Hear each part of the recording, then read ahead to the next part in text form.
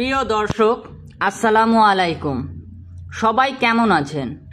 আশা করি আল্লাহ তাআলার অশেষ রহমতে সবাই ভালোই আছেন। তো এটা আমার নতুন YouTube channel double A media. সবাই এই চ্যানেলটা সাবস্ক্রাইব করবেন এবং অল নোটিফিকেশন বেলটা চালু করে রাখবেন। আমার চ্যানেলের নিত্য নতুন ভিডিও পৌঁছে যাবে আপনার কাছে। তো চলুন শুরু করা যাক ভিডিওটা। আপনারা অবশ্যই আমার আগের ভিডিওতে দেখেছেন যে আমি চিটাগাংয়ের বড় কুমিরা পার হয়ে গুপ্তছড়া ঘাট অর্থাৎ সন্দ্বীপ গিয়েছিলাম, কেননা সন্দ্বীপ আমার শ্বশুর বাড়ি। তো আজকে ফেরার পথে সন্দ্বীপ থেকে গুপ্তছড়া ঘাট টু বড় কুমিরা পর্যন্ত যে যাতায়াত এই সম্পর্কে বর্ণনা করব। ভিডিওটা একটু লং, তবে আশা করি দেখবেন, অবশ্যই ভালো লাগবে।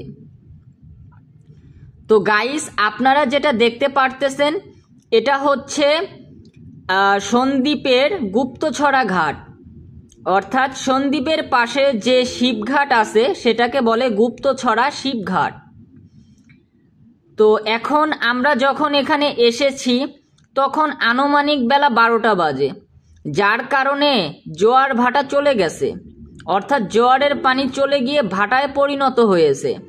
এই কারণে এরকম কর্দমাক্ত জমি দেখতে পাচ্ছি। মূলত এটা কিন্তু সাগরেরই একটা অংশ। যখন জোয়ার আসে তখন সিঁড়ির ওপর পর্যন্ত, অর্থাৎ ব্রিজটা যে দেখা যায় সেই ব্রিজ পর্যন্ত পানি পৌঁছে যায়। কিন্তু জোয়ার না থাকলে যখন ভাটায় রূপান্তর হয় তখন একটা কষ্টকর অবস্থা। পায়ে হেঁটে বহুদূর গিয়ে স্পিড বোর্ডে উঠতে হয়।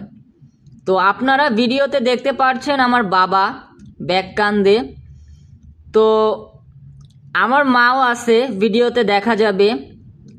তো এই কাদাগুলো আবার দোআঁশ মাটির মতো না, কেননা এই কাদা শরীরে লেগে থাকে না। এটা হচ্ছে বেলে মাটির কাদা, অনেক সফট। ক্যামেরায় দূর পর্যন্ত যে দেখা যাচ্ছে সেটা হচ্ছে সাগর, বঙ্গোপসাগর।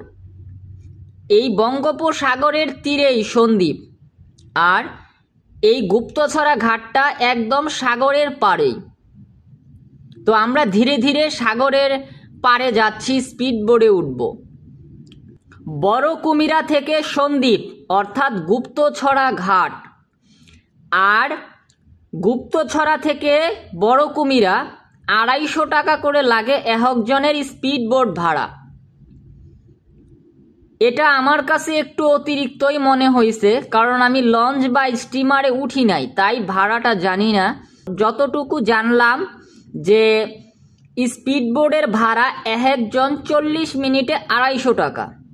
22 থেকে 20 জন যাত্রী একটা স্পিড বোর্ডে যাত্রা করতে পারে।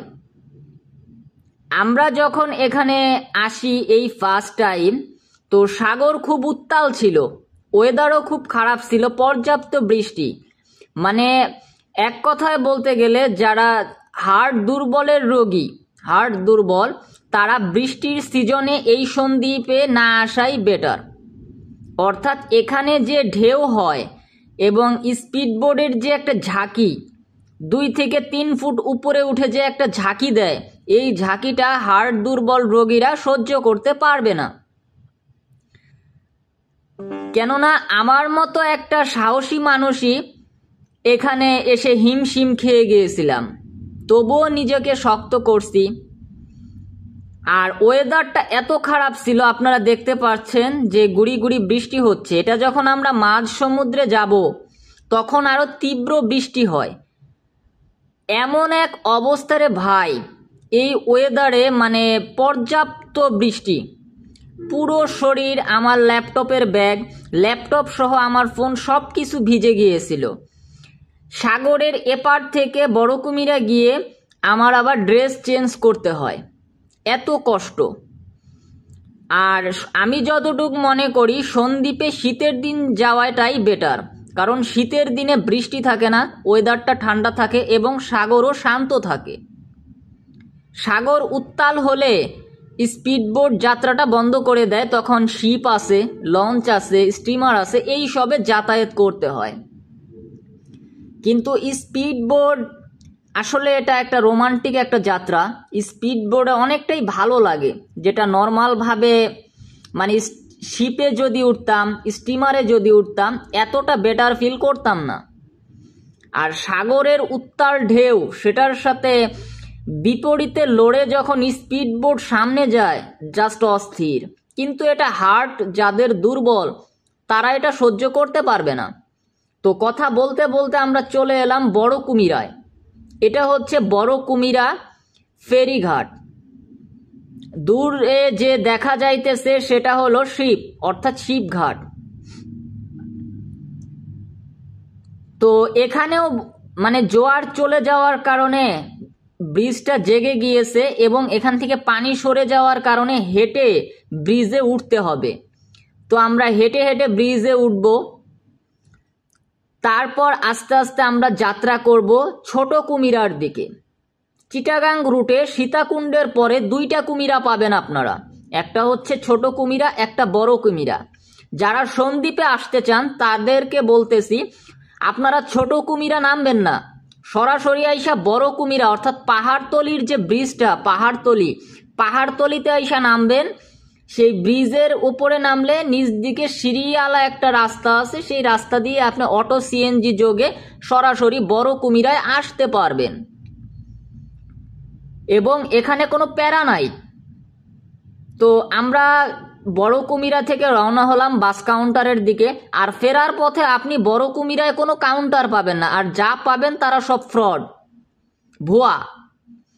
আপনার যদি ভালো বাস কিংবা ভালো কোনো কিছুতে পরিবহন করতে চান, যেমন আমি আসার সময় রিল্যাক্স এসি বাসে এসেছি, আমি টিকিট কেটেছিলাম ছোট কুমিরায়। আর আশা করি ভিডিওটা ভালো লাগলো। আর বেশি বললাম না, কারণ ভিডিওটা শেষের পর্যায়ে। খোদা হাফেজ।